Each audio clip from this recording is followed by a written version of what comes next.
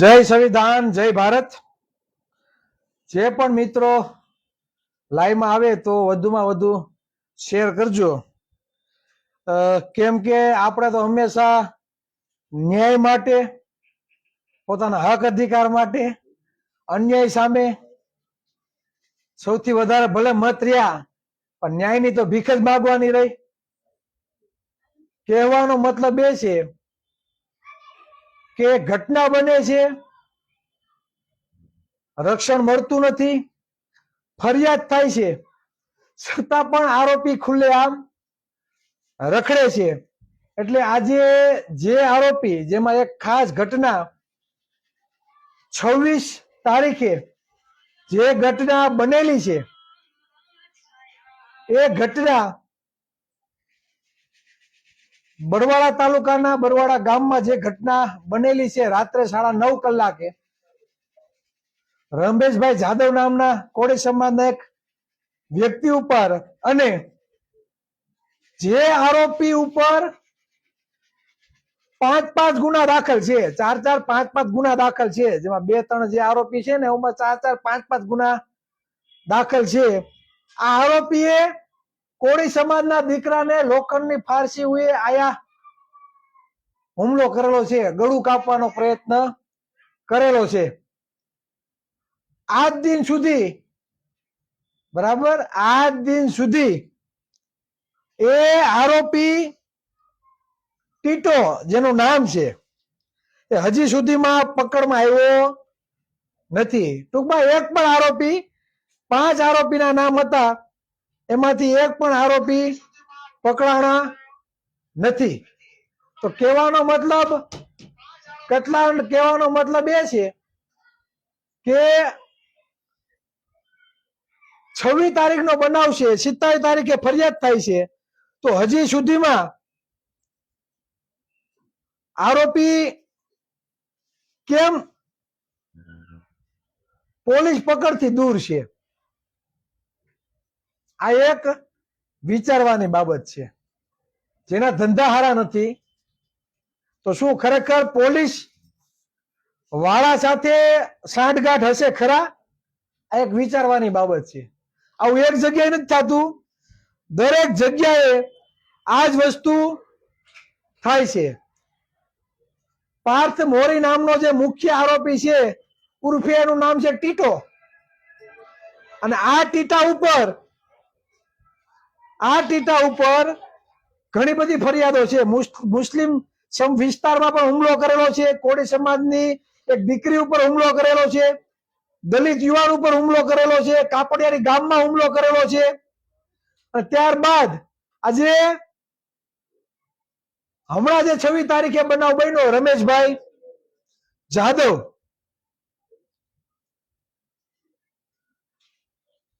તેને ગળા ઉપર ફારસી મૂકી અને ગળું કાપવાનો પ્રયત્ન કર્યો. આવા 5 ગુના એના ઉપર દાખલ છે.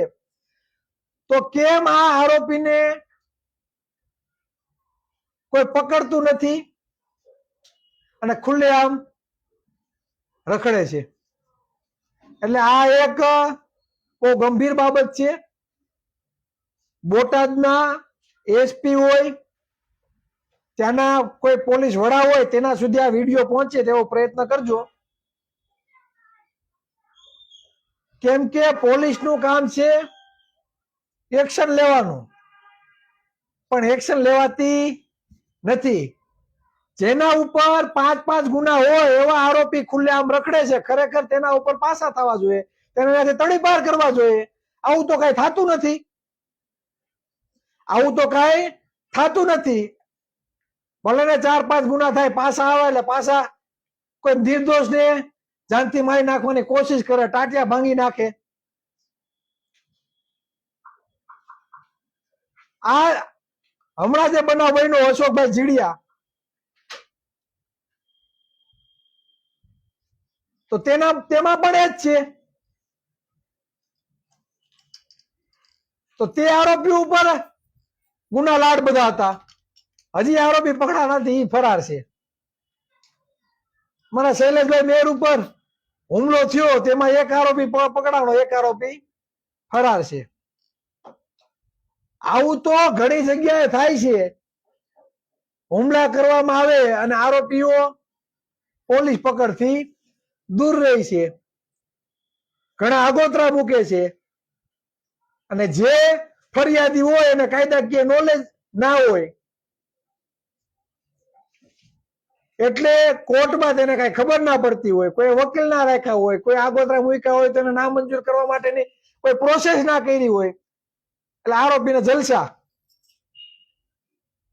2-5 દીમાં જામીન, પાછા બારોબાર નીકળે અને પાછા હુમલા ચાલુ થઈ જાય, દબાવવાનું ચાલુ કરી દે.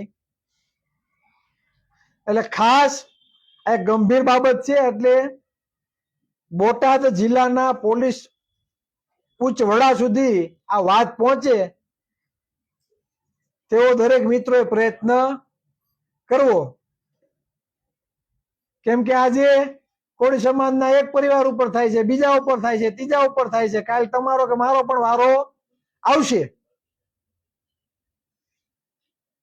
અને જે જગ્યાએ જે આરોપી ઉપર તમને કોઈ આરોપી ધાક ધમકી આપતો હોય, એની ઉપર 3 થી 4 કે 5 ગુના હોય, તો તમે ત્યાંના પોલીસ વડાને જાણ કરો, તેના ઉપર પાસા થાય, તેને તડીપાર કરે, તેની માટેની અરજી કરો. ત્યાંના આગેવાનોને પણ કહો કે આ વ્યક્તિ અહીંયા લેવા લાયક નથી, સમાજના લોકોને હેરાન કરે છે, આના ઉપર એટલા ગુના છે, આ દારૂના ધંધા કરે છે, આ વ્યાજ વટાવના ધંધા કરે છો, તો એના વિરુદ્ધમાં લેખિત અરજી કરી સ્થાનિક પોલીસ વડાને તમે આપતા શીખો.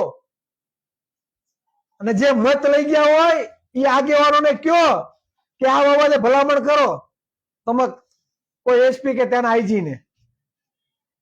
નકર પછી માથામાં કુહાડા મારશે, હાથ પગ ભાંગી નાખશે, હાથના ટેરવા નોખા કરી નાખશે, પગની પાણીઓ નોખી કરી નાખશે. કેમ કે કોળીના દીકરાને મારવા માટે ટોળા કરીને આવે, એકલા તો આવે નહીં. કોળીના દીકરાને મારવા માટે ટોળા લઈને આવે, એટલે ટોળું હોય તમે ઘા ખાવાના છો. એટલે સમાજના બીજા કોઈ વ્યક્તિની આ હાલત ના થાય તે બાબતે અગાઉથી વિચારણા કરો. અને આવા કોઈ અસામાજિક તત્વો તમારા વિસ્તારમાં કોઈ આટા મારતા હોય, ભાઈ બનીને ફરતા હોય, ડોન બનીને ફરતા હોય, તો આવા લોકોને કાયદાનું ભાન કરાવો અને ઉચ્ચ અધિકારીને રજૂઆત કરો કે અમારા વિસ્તારમાં લેવા લાયક વ્યક્તિ નથી. અને જે સમાજના મત લઈને બેઠા હોય એ આગેવાનો પાસે પણ જાઓ કે આને તડીપાર કરાવો. ડર કાઢો અને હિંમતથી કામ લ્યો, સાથે મળીને લડો, તો જ તમે અટકાવી શકશો, બાકી નહીં અટકાવી શકો. એટલે આ ટીટાને ભાઈ પકડો. બોટાદ પોલીસ વડાને હું કહેવા માંગુ કે આ ટીટો જ્યાં રખડતો હોય ને ટીટાને દબોચો. 5-5 ગુના લઈને ફરે છે આ ટીટો. અને બીજી એક એની હારે બીજો કોક એક વ્યક્તિ છે એની ઉપર 4-5 ગુના છે.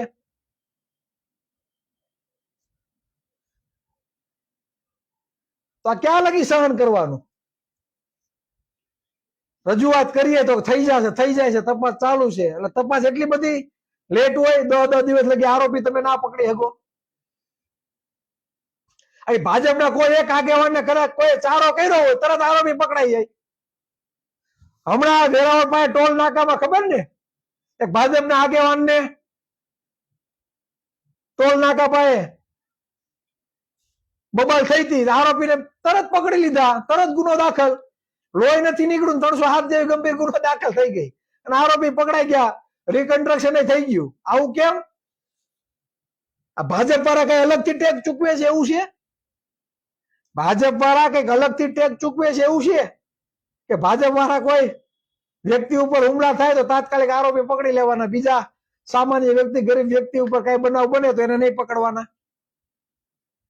આવું લખેલું છે ડાયરીમાં. ઘણી જગ્યાએ તો આરોપી ખુલ્લેઆમ નામમાં આટા મારતા હોય તો મારા દીકરા 3-4 દિવસ લગી આટા મારતા હોય પકડતા નથી. વિચાર કરો, આવા બનાવ આવે છે. આપણો પરિવાર ફરિયાદ કરે, આરોપી ગામમાં આટા મારે 3-4 દિવસ લગી, અને પોલીસ વાળા કઈ પકડતા જ નથી. વિચાર કરો તમે.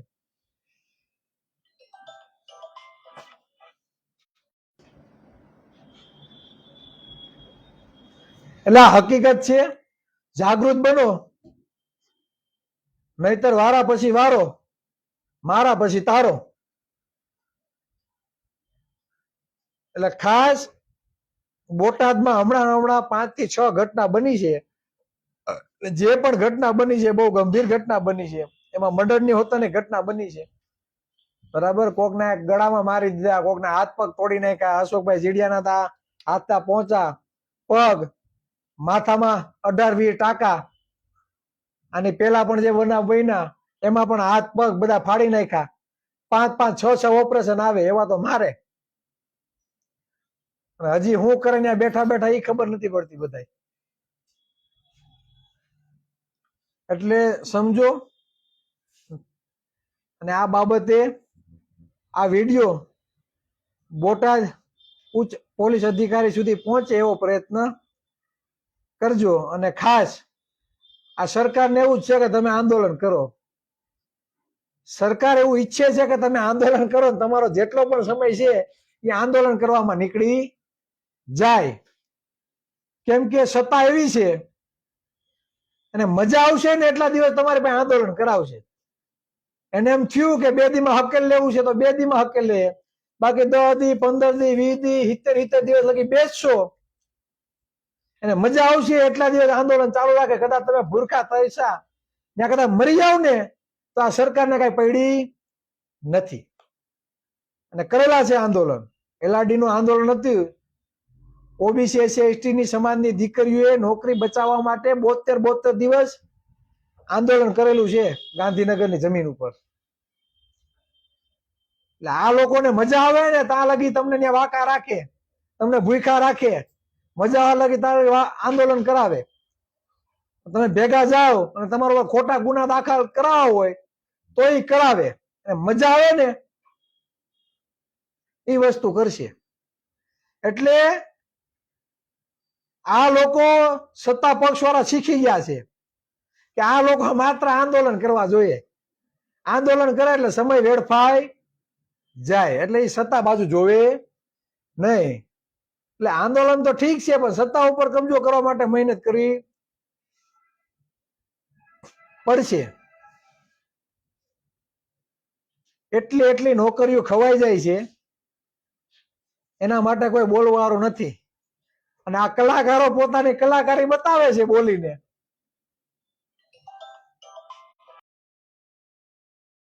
બફાટ કરીને પોતાની કલાકારી બતાવે છે કે આંદોલન કરશું.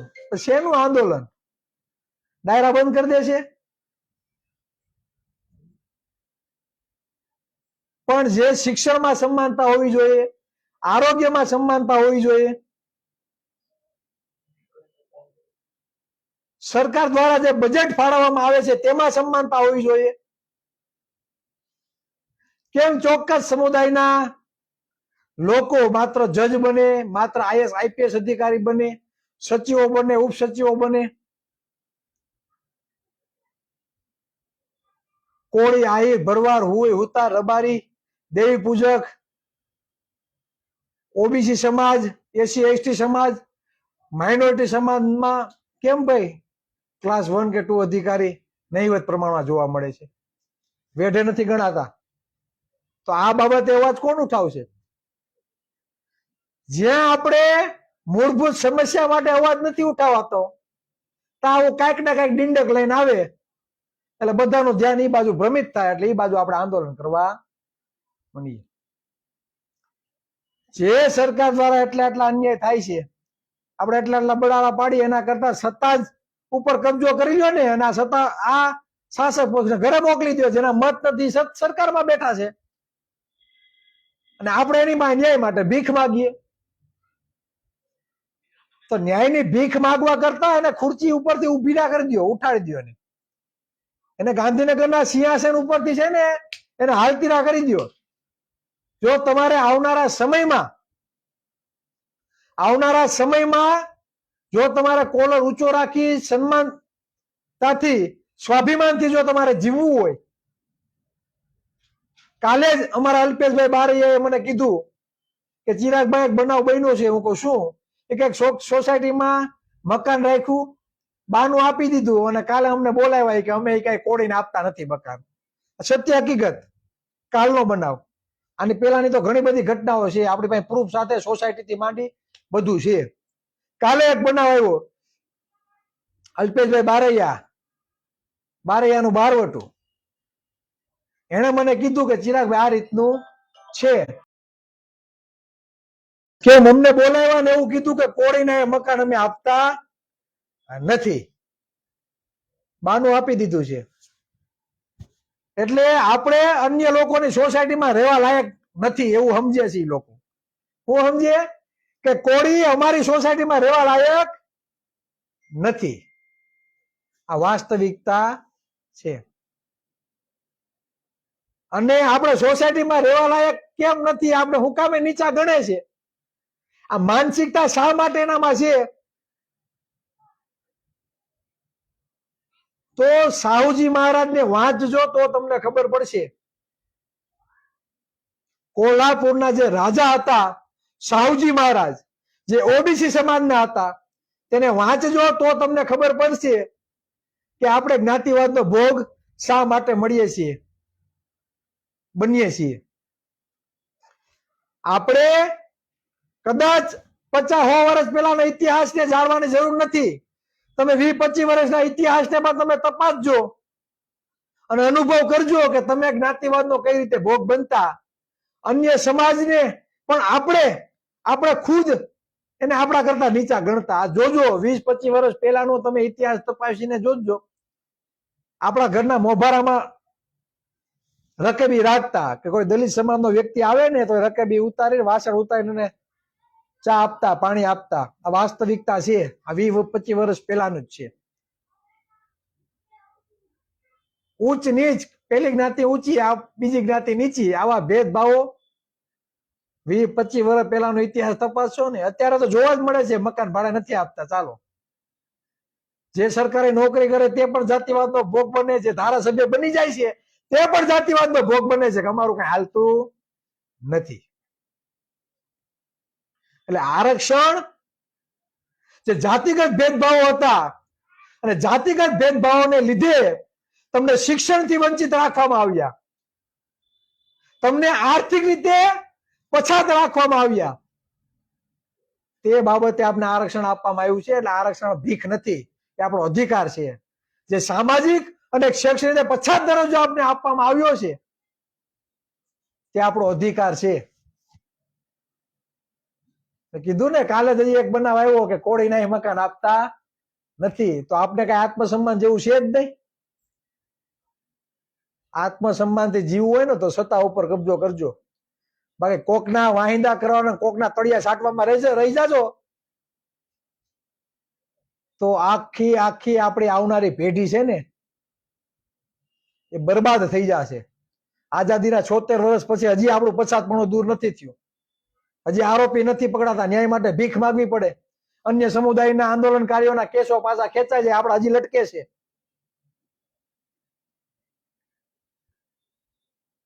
ચોક્કસ સમુદાયના લોકો ગૃહમંત્રી બને, મુખ્યમંત્રી બને, આપણા શું કરે તો કોઈ સાંભળતું નથી. જેને ઓળખતા નથી એવા લોકો મુખ્યમંત્રી બની જાય અને આપણા 20-30 35 વર્ષ ત્યાં એકને એક સત્તામાં બેઠા છે, છતાં કોઈ નિગમનું સારું ખાતું નહીં. 35 વર્ષ જે ભાજપમાં જંતરાવે છે એને નિગમનું સારું ખાતું નથી આપ્યું. આ મારા શબ્દો નથી, આ એક ધારાસભ્યના શબ્દો છે,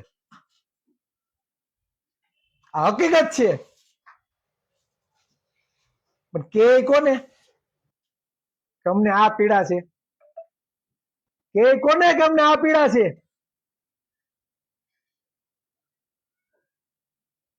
સમાનથી જીવો. જેના મત નથી, 8 વખત મુખ્યમંત્રી બની જતા હોય તો 35% આ કોળી સમાજના મત છે, 60 થી વધુ ટકા મત ઓબીસી સમાજના છે. છતાં ઓબીસી ની નોકરી ખવાય છે, 70% લેખે ભાગીદારી મળતી નથી. 60% વસ્તી છે, જ્યારે 10% વસ્તી 10% આરક્ષણ મળે, 8 કે 15% વસ્તીને એના વસ્તી પ્રમાણે આરક્ષણ મળે. પછી આપણે એમ કે આપણો મામલતદાર કોઈ નહીં, આપણો પીઆઈ નહીં, આપણો કોઈ પીએસઆઈ નહીં. હમણાં પીએસઆઈ ની નિમણૂક થઈ, રિઝલ્ટ આવ્યું, કેટલા છે પીએસઆઈ? 2, 5, 10, 15 એવડી વસ્તીમાંથી કદાચ હશે 2, 5 આવ્યા છે ચહેરાઓ. એ 2, 5 વ્યક્તિની પોસ્ટ જ હોય છે. તો એવડો મોટો સમૂહ કેમ 5 જ બને છે? 2, 5 જ પીએસઆઈ વસ્તી પ્રમાણે કેમ જોવા નથી મળતા? પછી જાઓ તમે પોલીસ સ્ટેશનમાં, કોઈ સાંભળે નહીં, ઉલટ તપાસ કરી નાખે. બન્યું છે હમણાં જ તળાજાની વાત, મરીન પોલીસ સ્ટેશનનો જે બનાવ હતો, એસપી સાહેબને આપણે રજૂઆત કરી કે પીધેલા પોલીસ કોન્સ્ટેબલે આપણા કોળી સમાજની દીકરીની હાથ બાવડું પકડ્યું પીધેલી હાલતમાં. પોલીસ આવે છે, લઈ જાય છે, કોઈ જાતની ફરિયાદ નહીં, કોઈ જાતનું મેડિકલ ચેકઅપ નહીં, કોઈ વસ્તુ કાંઈ નહીં. અઠવાડિયા પછી આપણે ખબર પડે, આપણે એસપી સાહેબને રજૂઆત કરીએ, ડીવાયએસપી જે ભોગ બનનાર છે એને બોલાવે છે, એને સાંભળે છે, નિવેદન લે છે. 10 તારીખે ફરી પાછા એ જ પોલીસ સ્ટેશન વાળા એ ફરિયાદીને બોલાવે છે. હમણાંની જ વાત કરું છું. ફરિયાદીને બોલાવીને એમ કહે છે કે આમ થાય તેમ થાય, નાલિયા સમાધાનનો કાગળિયું સહી કરો. વિચાર કરો. એસપી ને રજૂઆત કરીએ, ડીવાયએસપી ખુદ રૂબરૂ બોલાવે, છતાં સ્થાનિક પોલીસ સ્ટેશન વાળા હજી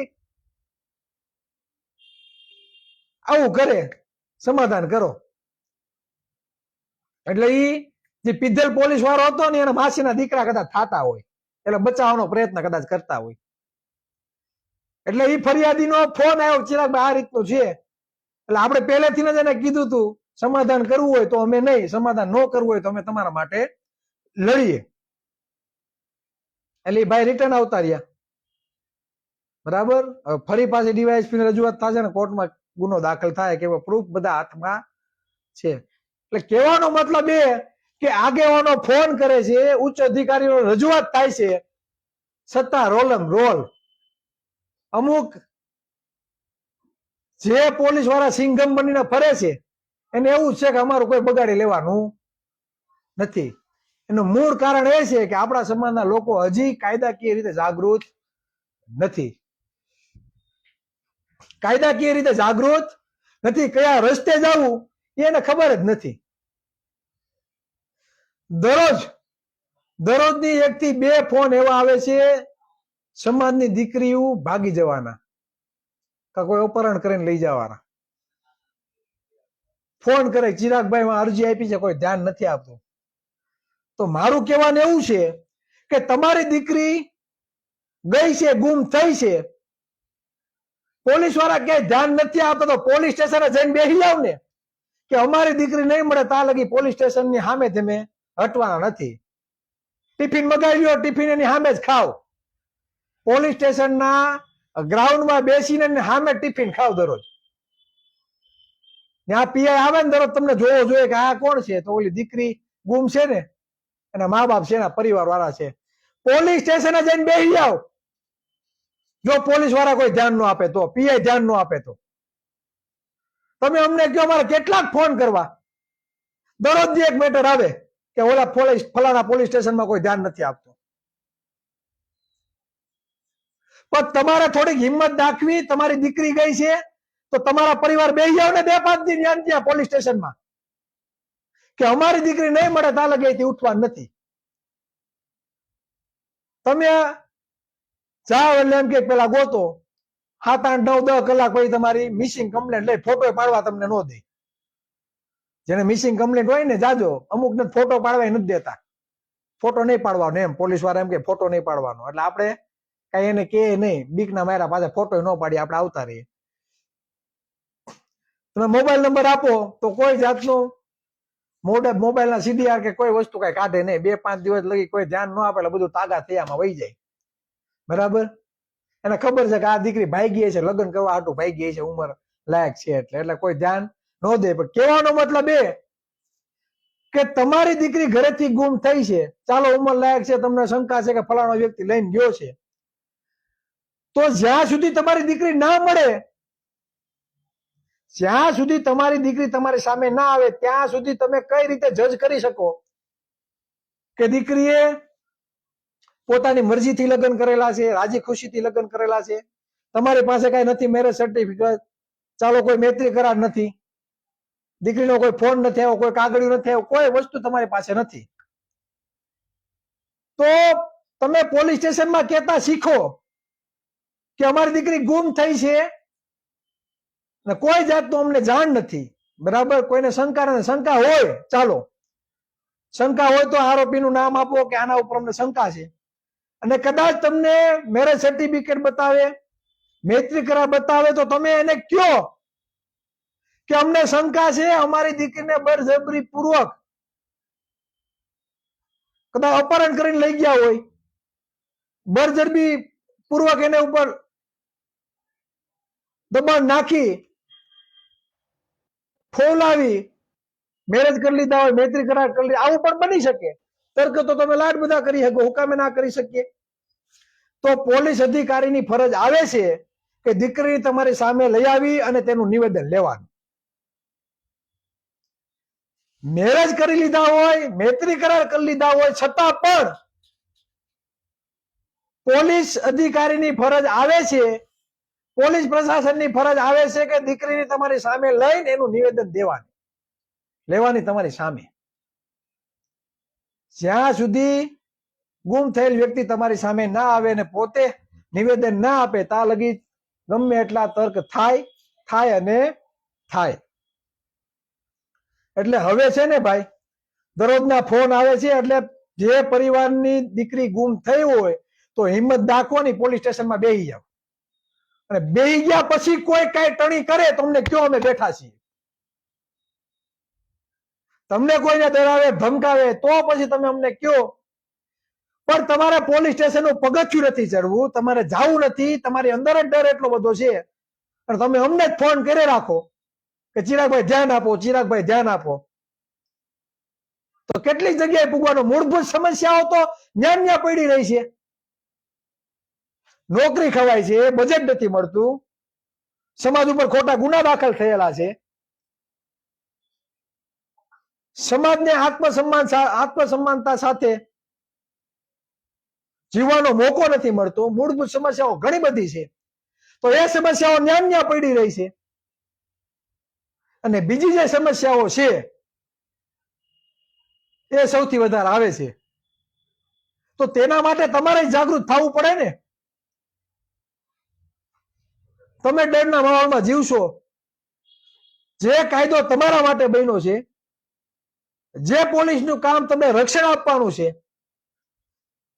જે તમારા ટેક્સના પૈસાથી પગાર લે છે, જે સરકારી કર્મચારી આ પ્રજાના નોકર છે, તેની પાસે તમે કામ કરાવી શકતા નથી.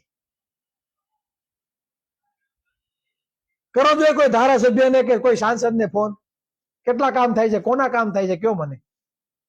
તમારા વિસ્તારના ધારાસભ્ય સાંસદને ફોન કરજો જોઈએ કે ફલાણું છે, અમે નંબર આપી દીધા છે, 10 ફોન આવે. પણ જેણે મત લીધા છે તમારા વિસ્તારમાં, તો એને એક રિંગ કરો ને. તમે જેટલી હિંમતથી અમને ફોન કરો છો, જેટલી મિત્રતાથી તમે અમને ફોન કરો છો, ચિરાગભાઈ આનું આમ છે, તો એટલી હિંમતથી તમે જેને મત આપ્યા છે એને તો એક વખત ફોન કરીને બતાવો.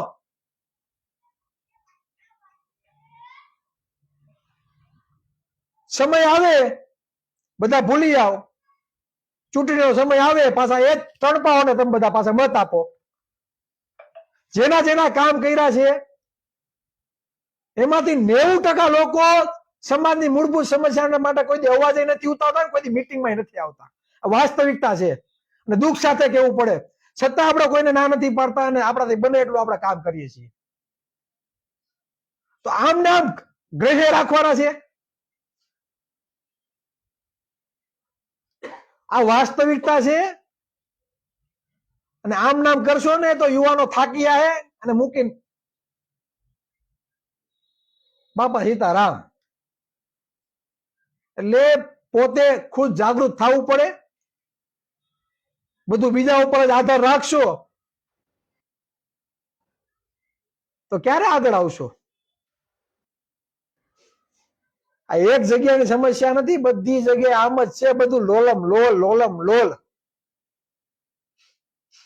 તમારા વિસ્તારમાં ખાલી તપાસ કરજો કે આવું બને છે કે નથી બનતું. આજની તારીખમાં 3 બનાવ છે દીકરીઓ ભાગી જવાના. 3 બનાવ.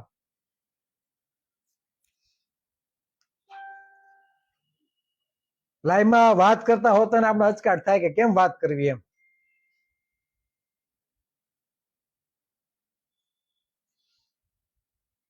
બાપા મહિને 7-8 હજાર રૂપિયાનું વ્યસન કરી નાખે, માવા ચોરીને ખાઈ જાય, હારા વિસ્તારમાં રહેવા નહીં જાય, અને દીકરીને 7-8 હજાર રૂપિયામાં ક્યાંક કારખાને કામે મોકલશે.